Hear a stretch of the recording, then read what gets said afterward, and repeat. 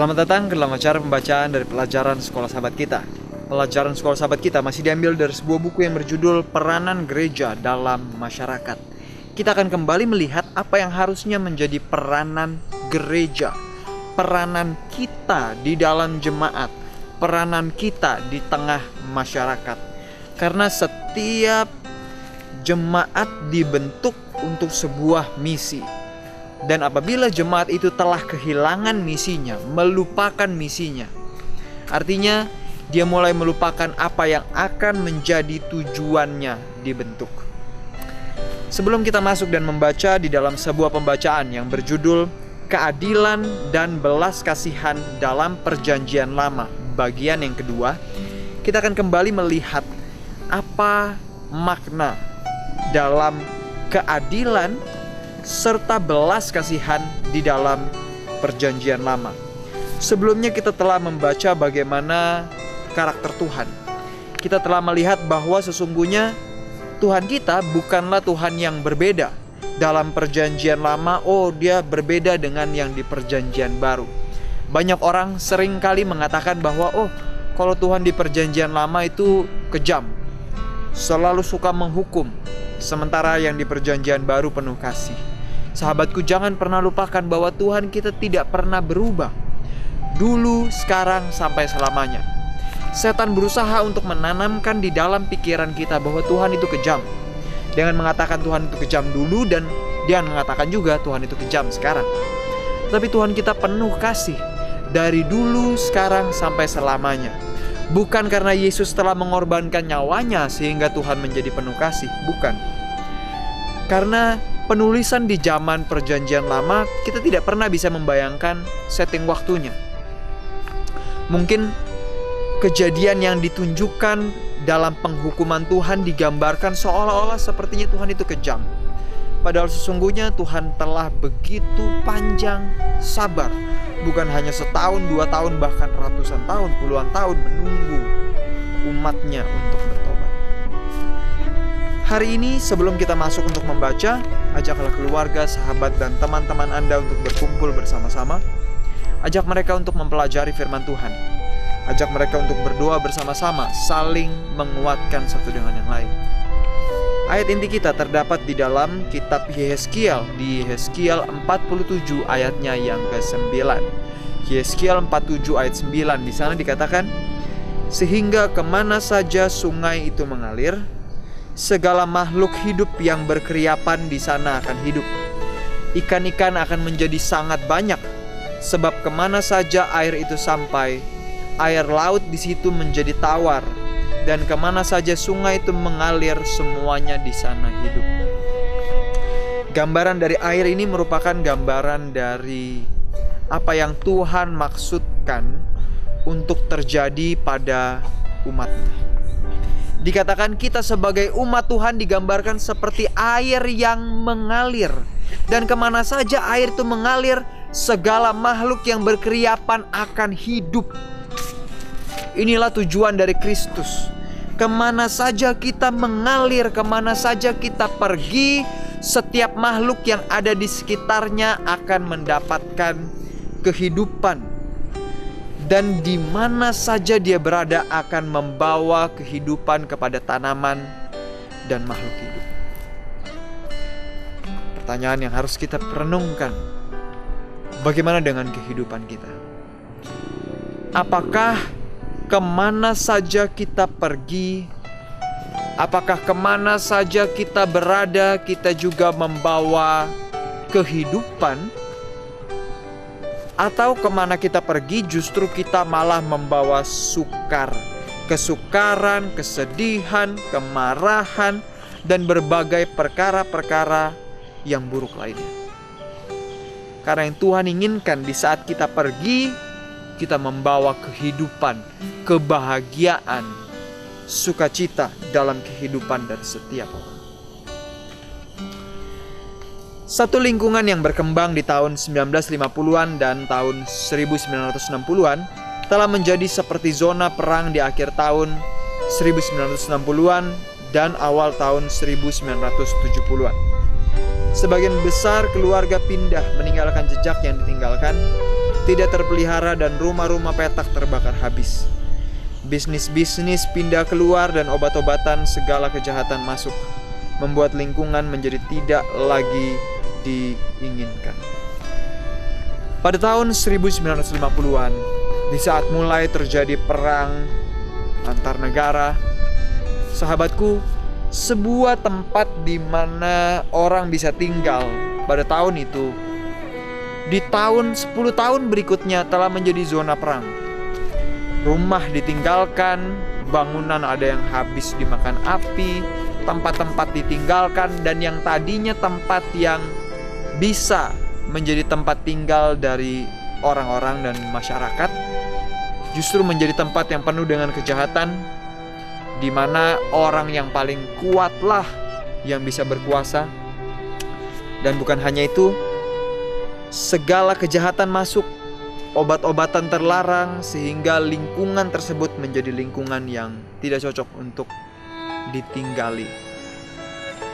Pada tahun 1986, satu keluarga Kristen meninggalkan rumah mereka yang nyaman di pinggiran kota dan pindah ke masyarakat kota yang tertekan ini. Seorang pendeta dari kota yang lain bergabung dengan mereka. Mereka membangun kembali 2 bangunan yang habis terbakar dan menjadikannya rumah mereka. Kedua keluarga menghabiskan waktu mereka di jalanan, bertemu dengan kelompok masyarakat dan berbaur dengan mereka yang tinggal di daerah tersebut. Kedua keluarga ini adalah katalisator yang Tuhan gunakan untuk memulai sebuah gereja yang membawa penyembuhan dan perubahan kepada masyarakat yang mati ini. Pekerjaan mereka dan dampaknya berlanjut hingga saat ini, telah membuat suatu perbedaan besar dalam banyak kehidupan di sana. Ini adalah sebuah kisah nyata tentang apa yang dilakukan oleh gereja pada zaman itu. Tempatnya tidak disebutkan, tapi tidak disebutkan karena ini terjadi di banyak daerah, bukan hanya di kisah yang kita baca. Di saat terjadi perang, di saat masyarakat sudah mulai bingung, kejahatan terjadi di mana-mana, anak-anak tidak bisa lagi bertumbuh dengan normal. Kenapa? Karena kejahatan yang begitu besarnya. Anak-anak bertumbuh, dia akan tumbuh menjadi penjahat. Karena itu yang dia lihat di sekitarnya. Lalu ada sebuah keluarga pendeta, keluarga Kristen yang memutuskan untuk pergi tinggal di sana, melayani di sana. Sepanjang hari mereka habiskan untuk bergaul dengan masyarakat, mengajar, mendidik, menyembuhkan mereka yang sakit, memberikan bantuan kepada mereka yang membutuhkan.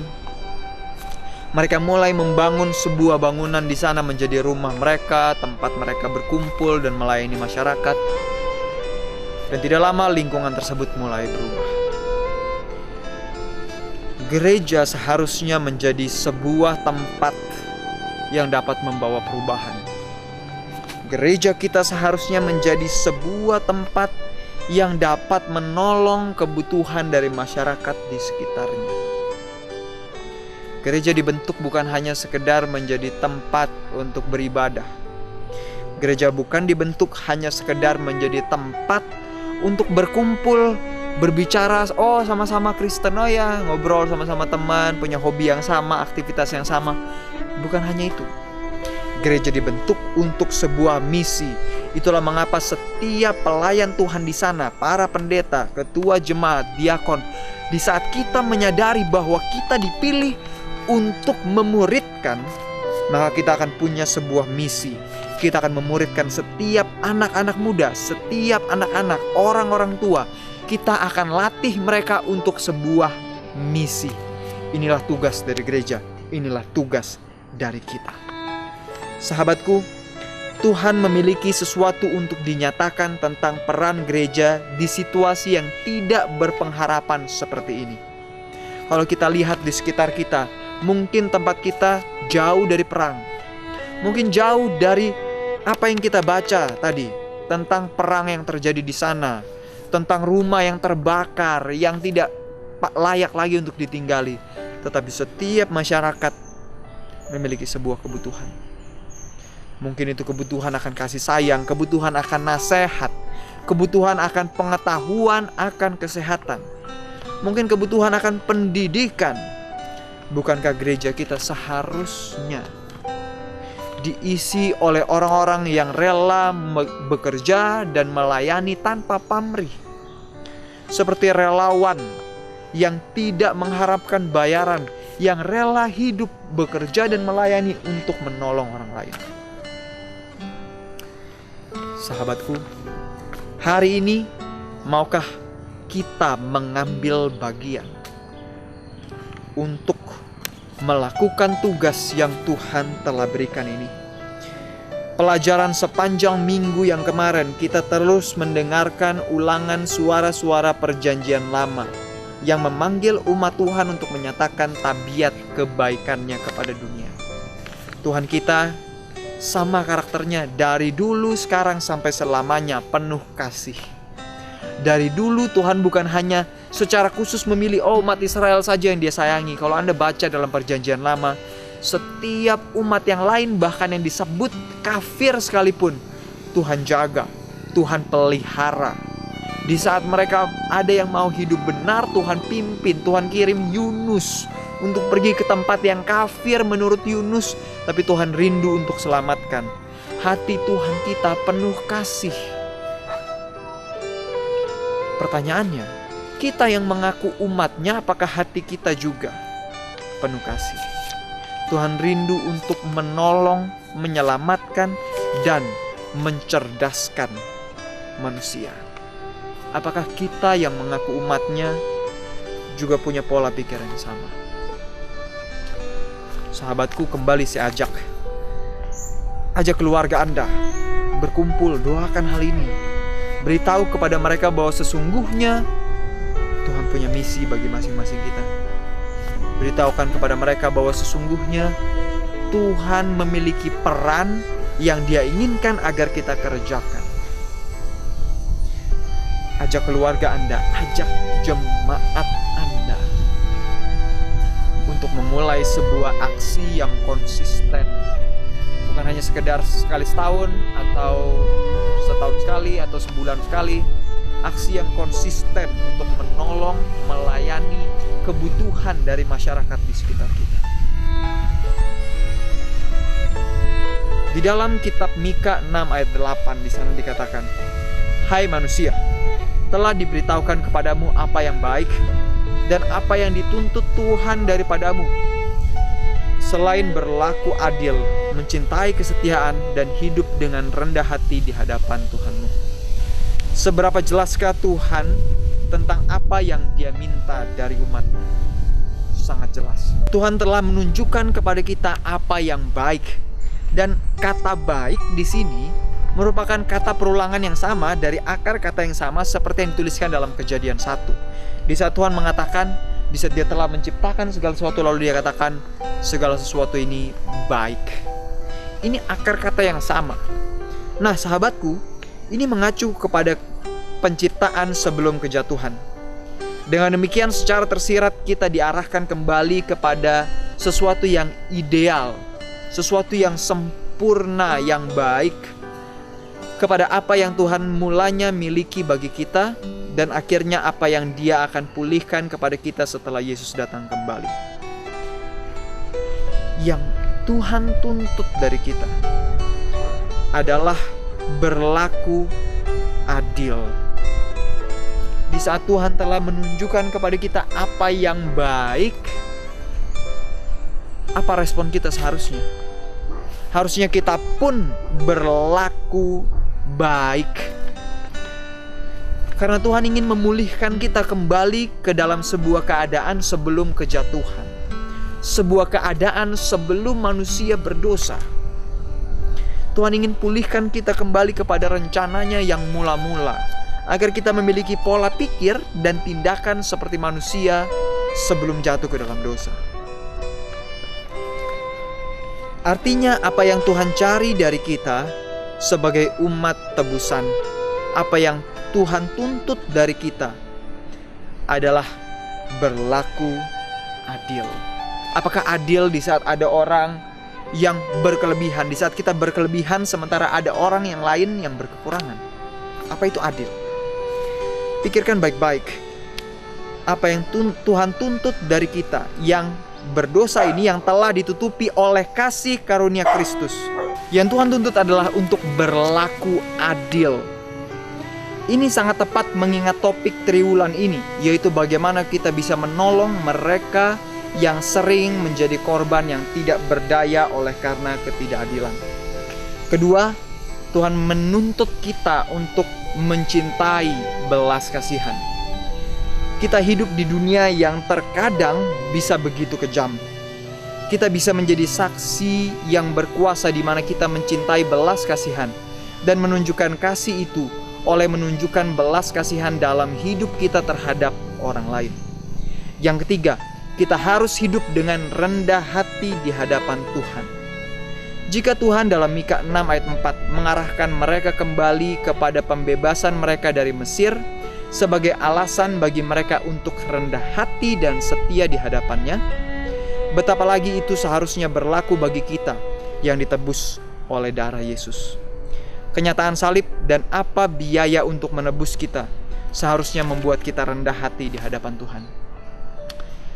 Yang harusnya membuat kita rendah hati tadi yang kita baca adalah di saat kita menyadari kita memperoleh keselamatan bukan karena jasa kita, bukan karena kebaikan hati kita, pelayanan kita, amal ibadah kita, bukan. Nggak bisa kita membeli keselamatan kita. Di saat kita pikir, ini karena saya nih, kita akan pikir bahwa kita lebih hebat dari yang lain. Kita akan menjadi sombong, tinggi hati, dan seperti Lucifer kita dipastikan akan jatuh kembali.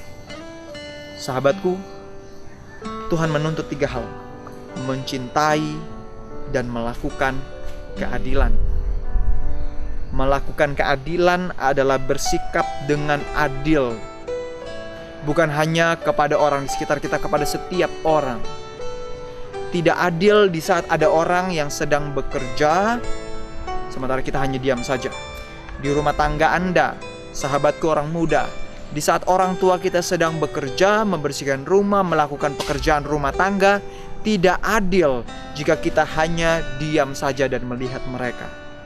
Tidak adil jika kita bebankan pekerjaan yang harusnya menjadi tanggung jawab kita, mengurus kamar kita, rumah kita, baju kotor kita. Kalau kita bebankan itu kepada orang lain, itu tidak adil. Yang berikutnya, mencintai kebaikan, mencintai kesetiaan, mencintai belas kasihan. Tuhan menginginkan kita bukan hanya berlaku adil. Berlaku adil adalah sebuah sifat, kata, tindakan. Tetapi mencintai kesetiaan, mencintai belas kasihan, berbicara tentang apa yang ada dalam hati. Bukan hanya apa yang kita kerjakan. Seseorang bisa mengerjakan sesuatu tapi hatinya gak senang. Seseorang bisa berlaku adil tapi sebenarnya di dalam hatinya dia gak suka keadilan. Tapi berlaku dengan belas kasihan, mencintai belas kasihan, kita berbicara tentang apa yang ada dalam hati kita. Bagaimana sikap kita terhadap orang lain. Tuhan telah berbelas kasihan kepada kita, Tuhan menuntut kita untuk berbelas kasihan kepada yang lain. Dan yang ketiga, setelah kita memiliki belas kasihan kepada orang lain, Tuhan menghendaki agar kita hidup dengan rendah hati. Banyak orang yang telah berlaku adil, mencintai kesetiaan, mencintai belas kasihan, mengasihi, menolong orang lain, tetapi dia menjadi tinggi hati. Dia tunjukkan kepada orang, ini yang sudah saya buat. Saya sudah bantu kamu kan? Saya sudah tolong kamu kan? Ini yang saya buat. Tunjukkan kepada orang lain. Di zaman media sosial seperti sekarang ini, sangat mudah kita menunjukkan apa yang telah kita lakukan. Setan berikan medianya, nih sarananya nih. Sombongkan diri kamu. Sahabatku, sangat penting hal yang ketiga, hidup dengan rendah hati. Kenapa? Karena segala sesuatu yang kita lakukan, perbuatan baik kita tidak bisa menolong kita. Hanya Kristus. Dan di saat kita mengingat bahwa adalah oleh karena salib Saat kita teringat biaya yang Tuhan rela ambil untuk menebus kita, harusnya itu membuat kita menjadi rendah hati. Sampai bertemu lagi ke dalam pembacaan dari pelajaran sekolah sahabat yang berikutnya. Ceritakan kepada keluarga dan sahabat Anda pelajaran yang Anda pelajari pada hari ini. Tentang karakter Tuhan, tentang apa yang Tuhan tuntut dari kita. Di dalam Mika 6 ayat 8. Sampai bertemu lagi dan